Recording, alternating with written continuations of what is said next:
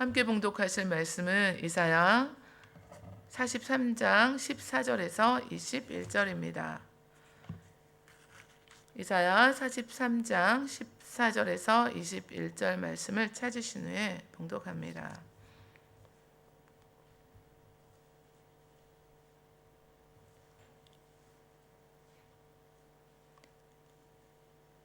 함께 이 시간 봉독하겠습니다. 너희의 구속자여 이스라엘의 거룩한 이 야훼가 말하노라.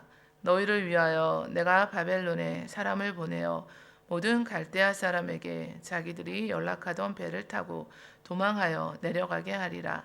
나는 야훼 너희의 거룩한 이요 이스라엘의 창조자요 너희의 왕이니라.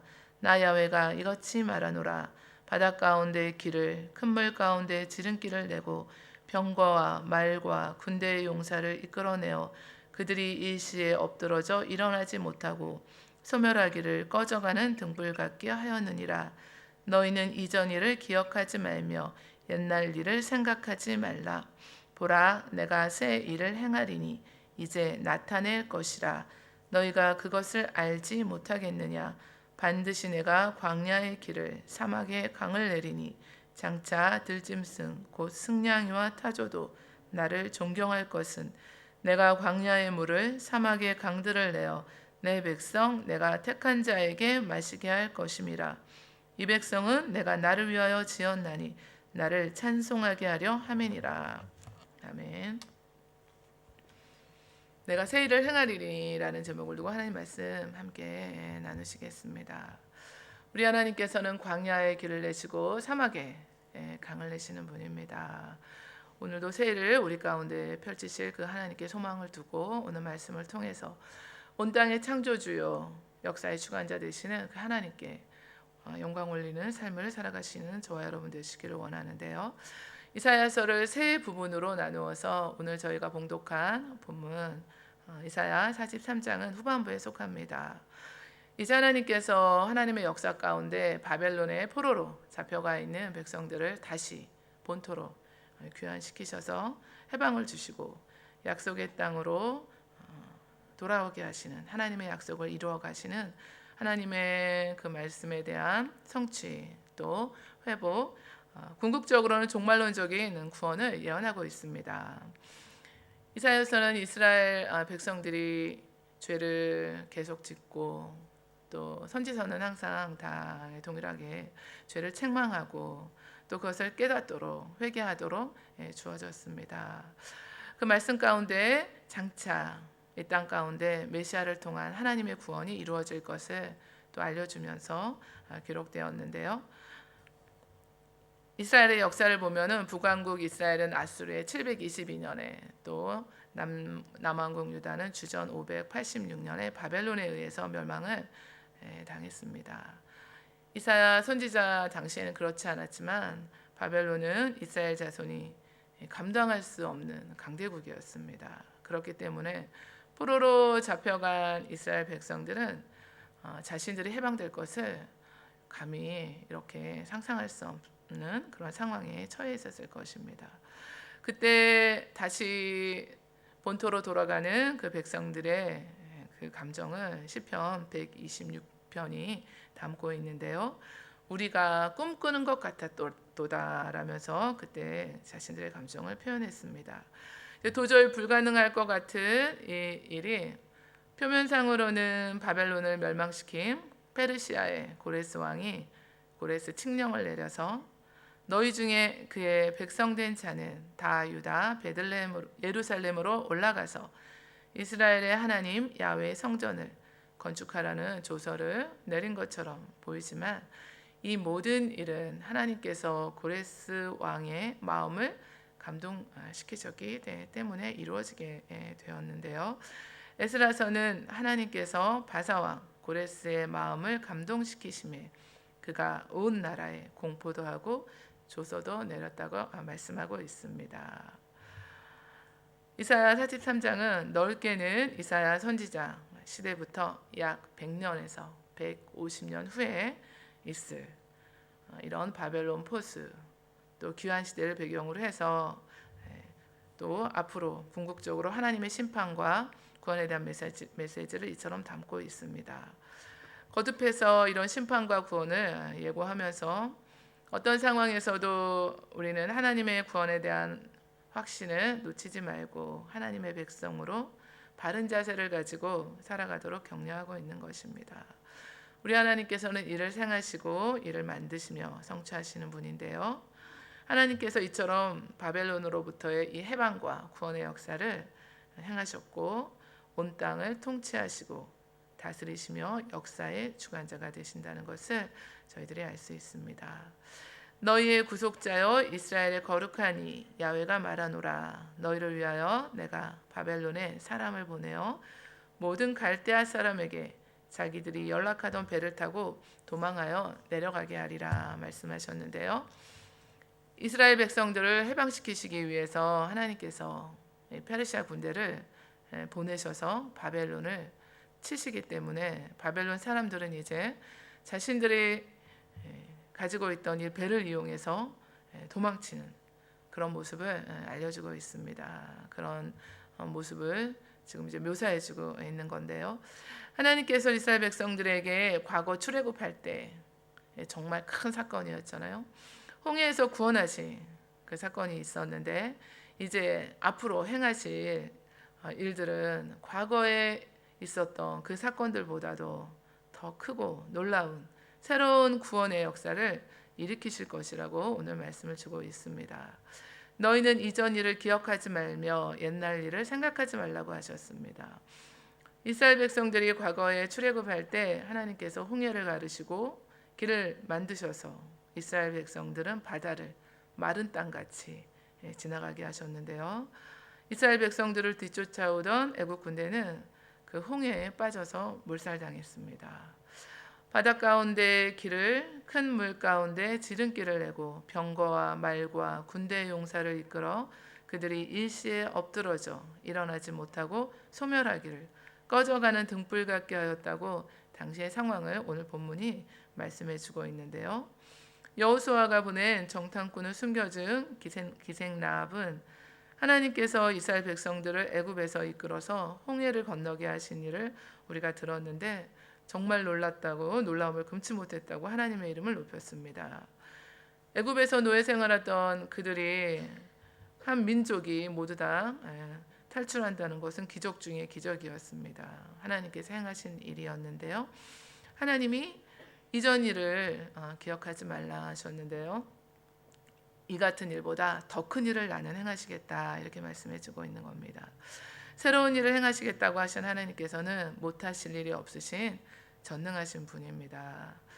광야의 길을 사막에 물을 내시는 분입니다. 전에 여성교회 가서 같이 예배를 드릴 때가 있었는데요. 그 가운데 한 분이 기도를 하시는데 이사야서 이 43장의 그 말씀을 두고 이제 기도를 하시는 거예요. 우리 하나님께서는 광야에 길을 내시고 사막에 물을 내시는 분입니다. 그래서 설교하기도 전에 벌써 은혜를 받았습니다. 전능하신 하나님께서 오늘도 저와 여러분들의 그 삶 가운데 새 일을 행하시는 분입니다. 우리는 과거에 하나님께서 이렇게 역사해 주셨지. 하나님은 살아계신 분이야. 나의 삶에 개입하고 계셔. 이렇게 과거의 일을 더듬어서 오늘의 그 문제 가운데 거기서 이제 우리가 위로를 받고 희망과 또 소망을 갖게 됩니다. 그러나 우리 하나님께서는 그것보다도 더 큰 역사를 이루셔서 우리의 삶 가운데 하나님의 그 전능하심을 드러내시고 하나님의 영광을 보게 하시는 분입니다. 역사는 강력한 군대를 가진 왕에 의해서 움직이는 것이 아니라 애굽의 그 군대를 능히 바다에 수장시키시는 그 하나님에 의해서 움직입니다. 보라 내가 새 일을 행하리니 이제 나타날 것이라 너희가 그것을 알지 못하겠느냐 반드시 내가 광야의 길을 사막에 강을 내리라 약속해 주셨습니다. 이처럼 놀라운 출애굽 사건보다 더 크고 놀라운 일을 준비해 두셨는데 이제 새 일을 행하실 것을 예언하시면서 예레미야서에서도 보면은 보라 날이 이르리니 그들이 다시는 이스라엘 자손을 애굽 땅에서 인도하여 내신 야훼의 사심으로 맹세하지 아니하고 이스라엘 집 자손을 북쪽 땅 그 모든 쫓겨났던 나라에서 인도하여 내신 야훼의 사심으로 맹세할 것이며 그들이 자기 땅에 살리라 말씀해 주셨는데요. 그들은 회복할 그 소망이 전혀 없었습니다. 이스라엘 백성들을. 그러나 하나님께서 이 고레스 왕을 통해서 이 바벨론을 다 멸망시키시고 그들을 포로에서 해방시키셔서 구원해 주실 것을 미리 말씀해 주고 계신데요. 바닷 가운데 길을 내셨던 것처럼 하나님께서 이제 광야 가운데 대로를 내시고 목마름이 없도록 이 사막 가운데 강물을 내시겠다고 말씀해 주고 있습니다. 더 크고 놀라운 사건들을 우리를 위해 준비해 두고 계신 것을 알고 계셨나요? 회복될 희망이 전혀 없는 이스라엘 백성들을 다시 회복시키실 것을 예언한 말씀이지만 궁극적으로는 예수님께서 이 땅에 오셔서 죄와 사망의 압제하에서 죽을 수밖에 없는 저희들을 구원하실 것을 말씀해 주고 계시고 또 앞으로 장차 예수님께서 다시 오셔서 예수님의 그 재림 때에는 하나님께서 영원한 하나님 나라를 완성하셔서 당신의 백성들을 또 들어가게 하실 것을 예언하고 있습니다. 하나님의 택한 백성들이 저와 여러분들이 얻게 될 구원은 이처럼 엄청나고 크고 놀라운 일입니다. 이스라엘 백성들이 바벨론 포로 당시에 이 꿈 같은 상황들을 어린아이 같이 순수한 기쁨과 찬양으로 표현했는데요. 그때 우리 입에는 웃음이 가득하고 우리 혀에는 찬양이 가득 찼었다고 하나님께서 우리를 위하여 큰 일을 행하셨으니 우리는 기쁘다 이렇게 노래했습니다. 예루살렘이 멸망하고 이스라엘 민족이 바벨론 각 지역에 흩어져 살게 되었는데 이방 땅에 이주해 와서 살게 되었을 때 다시 돌아가서 예루살렘을 재건하고 또 바벨론 제국이 이처럼 망해서 속히 자신들이 본토로 돌아갈 것을 생각했던 사람이 얼마나 되었을까요? 나라 자체가 망했고 뿔뿔이 흩어진 민족이었습니다. 그러나 하나님께서 다시 이방 왕을 통해서 본토로 귀환하게 하시는 이 상황은 꿈만 같은 상황이었습니다. 이스라엘 백성들이 애굽에서 나와서 홍해를 마른 땅같이 건넌 구원의 역사가 과거에 그친 것이 아니라 오늘도 그리고 또 내일에도 새 일을 행하신 하나님께서 이제 바벨론 포로 생활에서 다시 구원하셔서 돌아가게 하실 것을 말씀해 주셨습니다. 저 인생길은 광야길이다 이렇게 말씀을 하시잖아요. 광야 같은 인생을 살아가는 우리 모두에게 소망과 위로를 주시는 말씀인데요. 그래서 사람은 할 수 없습니다. 또 도울 힘이 없는 방백을 의지하지 말라고 하셨습니다. 우리 인생길에서 우리에게 새 일을 행하실 분은 하나님 한 분이십니다. 지금 가지고 계신 문제가 어떤 문제신가요? 하나님께서 전에 이렇게 역사해 주셨는데 그것을 추억하고 거기에 머물러 계시는 것이 아니라 하나님께서 이보다 더 큰 일, 과거에 역사하셨던 그 하나님께서 이제 더 크고 놀라운 그 비밀한 일을 새 일을 행하실 하나님을 기대하시고 소망하시는 저와 여러분 되시기를 원합니다. 하나님께서 사막에 강물을 내시고 내 백성 내가 택한 자에게 마시게 할 것이라고 하셨습니다. 이 백성은 내가 나를 위하여 지었나니 나의 찬송을 부르게 하려 함이라 하셨습니다. 하나님의 특별한 사랑이 저와 여러분들을 향하고 있다는 것을 알 수가 있는데요. 하나님께서 내가 택한 자 이렇게 말씀해 주셨고 내 백성 그러니까 나의 소유라고 말씀해 주고 있습니다. 우리의 그 모든 것들이 우리의 그 삶의 그 상황들까지 다 하나님께서 아신 바 되시고 또 우리가 생각하는 것도 무엇인지 멀리서도 우리의 생각을 또 감찰하시고 안고 일어서는 것까지 더 나아가서 우리의 머리털까지 다 세신다고 하셨습니다. 우리는 하나님의 것인데 오늘의 삶이 그래서 우리가 가진 문제가 사막처럼 메마르고 황량하고 힘겨울지라도 답이 없을 것 같을 때 그때라도 우리는 하나님의 사랑받는 자녀고 하나님께서 새 일을 행하시겠다고 약속해 주셨고 반드시 그 가운데 하나님께서 그 역사를 이루어 주실 것을 믿고 새 일을 행하실 하나님, 나타내실 하나님을 우리가 바라보며 이 시간 가운데 나아갑니다. 기도하는 제목들이 있으실 텐데요.